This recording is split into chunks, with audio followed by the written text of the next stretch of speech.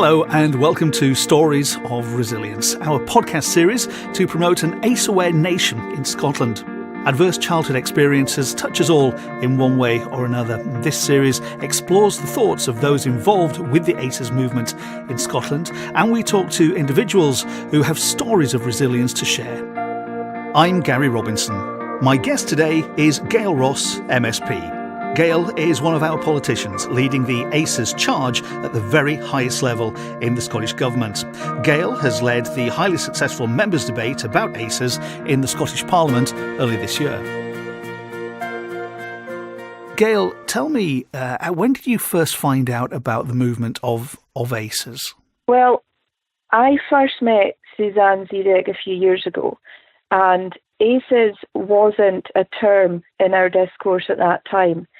And I met her again at a conference last October, and she was at an event hosted by Children First. And this was when the Resilience documentary was first being screened, and she was promoting it. And this was where the ACES conversation really started for me, because I won't lie, Suzanne has been a little bit of a hero of mine since I first met her, because I had just finished a course in child psychology, and everything she spoke to us about, bonding, attachment, the early years, preventative spend, really got to me. I knew what she was talking about. So the ACES conversation, I think, it's a new term, but it's not new in what child psychologists and social experts have been talking about for decades. And it now puts a focus on it. Now that it has a term, it has a name, it has a focus that we can take it forward instead of just saying childhood trauma affects what you do in later years, which I think people have always kind of known. It's a term now, and it's quite a strong term, ACES, and people want to find out what that means. And I think it's really important that we explain to people what that means, and that's what we hope to take forward now through the Parliament, through the public sector, and hopefully get it into normal discourse in our everyday lives. Your role in we're calling it a movement, for want of a better term, because I think that's what's happening in this country. But your role in the movement is critical, because you're one of the politicians in government in Scotland who's banging the drum for ACES. What do the government think of ACES? Are they supportive? Do they see it? Have they had a light bulb moment like the rest of us? I think absolutely. And when you're elected, this is my first term as an MSP, and there's a huge sense of responsibility when you get elected into a position such as this, and you really want to make a difference. And trying to find your niche in what you can actually make a difference in can sometimes be very difficult, because our portfolios are huge and every single one of our constituents has a different challenge or issue that we have to take forward for them. And when I saw Suzanne Zedek last October, I asked her, what can I do? I want to do something to help now that I'm in this position where I can make a difference. And she said, well, we have to get people talking about it. How do we do that? So I went back into Parliament and I had a chat with my team and a few other MSPs. And I decided that one of the best ways of raising awareness in things that we do in Parliament is putting forward motions. Now, the motions are really to get people to start talking about things. And you can have a motion that's marked for members' debate, which is what I did with the ACES one. And a members' debate in Parliament it's in the chamber, and you can have your people in the gallery watching, your guests, and it's webcast online, and it's also there in black and white forever as a record of what's been said and debated. And it also gives a chance for parliamentarians from other parties to come in and pledge their support to this particular cause. Now, we have members' debates on loads and loads of things. We try to have at least 5 a week, and they're very popular. Now, this one was extremely popular, I'm glad to say. We had to extend it by 30 minutes. The presiding officer had to be very strict in the amount of time that she gave each elected member to speak, because I was promoting presenting the debate. I was the first one to speak because it was my debate. And even my 7 minutes, I found very difficult condensing all the information and everything I wanted to say into that time. So it got a lot of traction online. Social media was fantastic. The promotion was great. And the response from the minister, one of the first things she said was, it was Maureen Watt, the Minister for Mental Health, that responded. But the first thing she said was, loads of ministers and cabinet secretaries wanted the chance to respond to it because it covers so many portfolios. It's education, it's children and young people, it's mental health, it's social security, it's so many different things. And I think that it's interesting in that way that it's bringing the whole government together, it's bringing the whole parliament together, it's bringing everyone now in public life together. We have people in local authorities speaking about it, in third sector organisations, in the charity sector, and I think that we have got a really, really good place to start from. And of course, the government are learning as well, as we all are, about what to do and how this affects different people in different ways. But we have started, I would say a few years ago now, to try and get what we called the preventative spend agenda out there. So there was there was one point in Highland Council where we kept talking about cradle to grave care, but I think that somebody in a advertising agency somewhere, or whoever it is that creates these buzz phrases, realised that cradle to grave only really starts when a child is born, and we want to be protecting that child from conception, and educating young parents and mothers and how to take care of the child when they're in the womb. So they've come up with this new buzz phrase, from womb to tomb. Now, I don't know if I really, I get where they're coming from with it, but I think it's really important that we look at how our young pregnant mothers are treated and how they're educated and how they're looking after themselves and their unborn child. And so we have a number of initiatives that the government have put forward, including the Family Nurse Partnership, which we trialled up here in Highland. It was a massive success. And now the government are rolling it out, not just to teenage mothers, it's going to be for mothers up to the age of 24. And also they're putting it out on a wider geographical scale. This has been a huge success. And basically it gives young mothers a one-on-one opportunity with a health visitor or a mentor, so they learn about breastfeeding and bonding and attachment and play and everything that a young baby needs for good cognitive development, good social development. So once we get that rolled out, and that's just one of the initiatives that the government is doing at the moment, there are a number of different things. And you chair the cross-party group on ACES, which met for the first time in March 2018, I believe. What was the general consensus around the table, Gail? Well, that was initiated by the Wave Trust when they came in to visit me to talk about their 70-30 campaign, which I signed up to, and I'm glad to say a number of my parliamentary colleagues have also signed up to as well. And they aim to reduce adverse childhood experiences by 70% by the year 2030. And so when they came in to speak to me, they had said that there was a cross-party group, which is called an all-party group down in Westminster, and would we consider doing the same thing in the Scottish Parliament? And immediately I said yes. Cross-party groups can be very powerful tools. We decided then to go through the motions of setting it up. It still has to be approved by the Standards Committee, but I would hope that that's just a formality. We had a brilliant first meeting. We had a lot of children's charities in attendance. There were a good number of cross-party MSPs in attendance.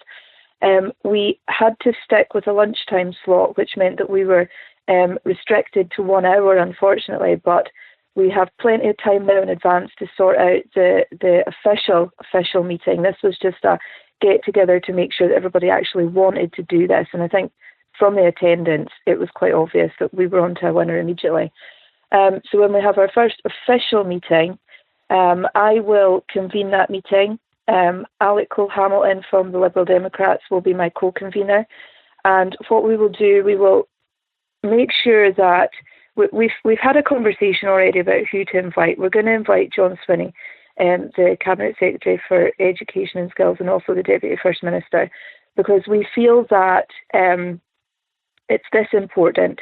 He has the oversight of what happens within that sector, but we could also have invited Shona Robeson, Cabinet Secretary for Health. We could also have invited so many other ministers and Cabinet Secretaries, because as I said before, it's such a cross-portfolio discussion that we need to have about it. The government have recently met and had a really good seminar on ACES, so we need to take forward any actions or conclusions that resulted from that meeting, and Mr. Swinney is the perfect person to tell us how that went. And we also had suggestions about inviting people along with lived experience of ACES. Now, in my members' debate, and as many of the third sector organisations and children's charities will say, they reckon that there are maybe over 75% of the actual population that have lived experience of ACEs. But how do we go around assessing that? And I think that was one of the things that was put forward quite strongly, was that we don't have enough statistics here in Scotland to start with a baseline to go forward. And I think that if we're going to do something serious about this and we want to know how to fix it, we need to know how many people are affected. And I think that the numbers, if they finally do come out, could possibly be quite shocking.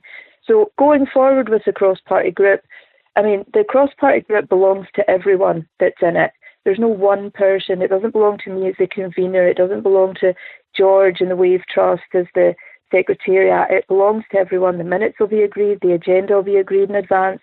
And hopefully we will be able to get some really, really good speakers, some really good discussion going on, and to be able to work with the government and COSLA as the umbrella organisation for local authorities to see how we can do this and do it together. And I think that's really important. I think you make an interesting point there about numbers and stats. One thing that's been clear to me while talking to people about ACES is that when you talk about it, people tend to have either the penny drops or you have a light bulb moment. And I'm not a scientist, but I'm a straightforward thinker when it comes to this sort of stuff. And I know from my own experiences, when I look down that ACES checklist, I've certainly been affected by ACES.